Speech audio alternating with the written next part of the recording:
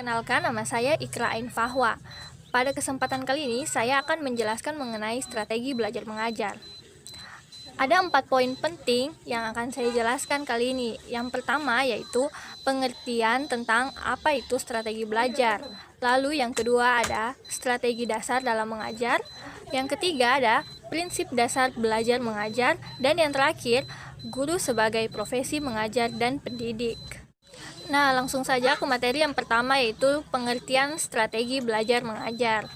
Nah, strategi belajar mengajar ini berasal dari bahasa Latin, yakni strategia, yang artinya seni penggunaan rencana dalam meraih suatu tujuan. Pada mulanya, istilah ini sering digunakan dalam militer, tetapi sekarang istilah ini sudah sering dipakai pada berbagai bidang termasuk dalam bidang pendidikan. Nah, strategi belajar mengajar sangat penting untuk mencapai suatu tujuan belajar mengajar yang sesuai dengan keinginan pendidik dan juga peserta didik. Strategi belajar mengajar merupakan pola-pola umum kegiatan belajar mengajar untuk mencapai tujuan yang telah digariskan. Oke, selanjutnya yaitu ada strategi dasar dalam mengajar. Nah, strategi dasar dalam mengajar ini ada 4. Saya akan menjelaskan satu persatu. Yang pertama itu mengidentifikasi serta menetapkan spesifikasi dan kualifikasi perubahan tingkah laku dan kepribadian anak didik sebagaimana yang diharapkan. Lalu yang kedua ada memilih sistem pendekatan belajar mengajar berdasarkan aspirasi dan pandangan hidup masyarakat.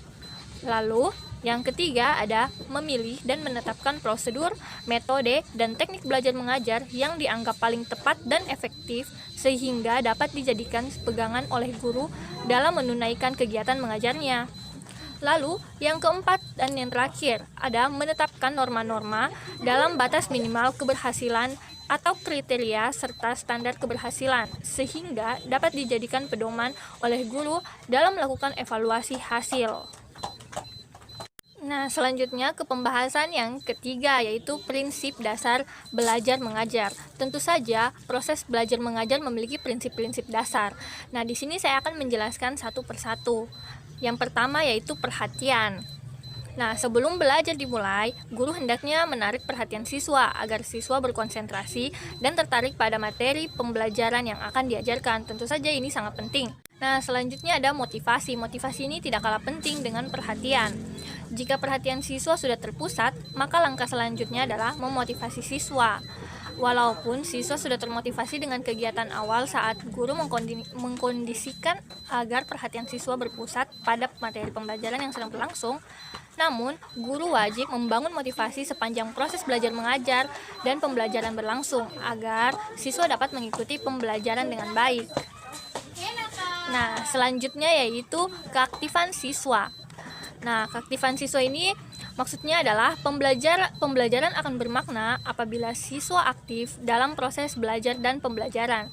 Siswa tidak sekedar menerima dan menelaah konsep-konsep yang disampaikan oleh guru, tetapi siswa juga aktif langsung dalam proses pembelajaran. Nah, poin selanjutnya ada poin keempat, keterlibatan langsung. Maksudnya adalah supaya siswa dapat terlibat langsung dalam proses belajar mengajar, guru hendaknya memilih dan mempersiapkan kegiatan-kegiatan yang sesuai dengan tujuan pembelajaran. Lalu poin kelima ada pengulangan belajar. Maksudnya penguasaan materi oleh siswa tidak bisa langsung secara singkat. Jadi, siswa perlu melakukan pengulangan supaya materi yang dipelajari tetap dapat diingat. Lalu, poin keenam. Poin keenam ada materi pelajaran yang merangsang dan menantang. Maksudnya, kadang siswa merasa bosan dan tidak tertarik dengan materi yang sedang diajarkan. Oleh karena itu, untuk menghindari gejala-gejala seperti ini, guru harus memilih dan mengorganisir materi sedemikian rupa sehingga merangsang dan menantang siswa untuk mempelajarinya. Nah, lalu pada poin ketujuh ini ada balikan atau penguatan. Maksudnya adalah penguatan yang mempunyai efek yang besar jika sering diberikan kepada siswa. Setiap keberhasilan siswa sekecil apapun hendaknya ditanggapi dengan diberikan penghargaan oleh guru. Lalu pada poin ke-8 ada karakteristik siswa. Maksudnya, setiap siswa memiliki karakteristik yang berbeda-beda. Perbedaan individu baik secara fisik maupun psikis akan mempengaruhi cara belajar siswa tersebut, sehingga guru perlu memperhatikan cara pembelajaran yang diberikan kepada setiap siswanya. Misalnya, mengatur tempat duduk, mengatur jadwal pembelajaran, dan lain-lain sebagainya. Nah, oke, kita masuk ke pembahasan terakhir, yaitu guru sebagai profesi mengajar dan pendidik. Nah, kita bahas yang pertama dulu, yaitu guru sebagai profesi. Apa yang dimaksud dengan guru sebagai profesi? Nah, guru sebagai profesi lebih menekankan kepada tugas dalam merencanakan dan melaksanakan pengajaran. Dalam tugas ini, guru dituntut untuk memiliki seperangkat pengetahuan, keterampilan teknis belajar mengajar, di samping menguasai ilmu atau bahan yang akan diajarkan.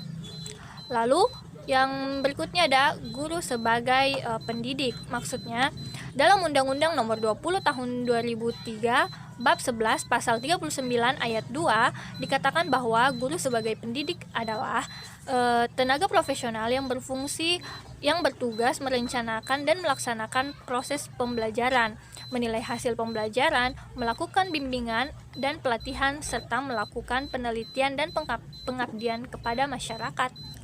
Nah, itu dia tadi penjelasan singkat saya mengenai strategi belajar mengajar. Semoga dapat dipahami dan juga dapat bermanfaat bagi kalian yang menonton video ini. Terima kasih.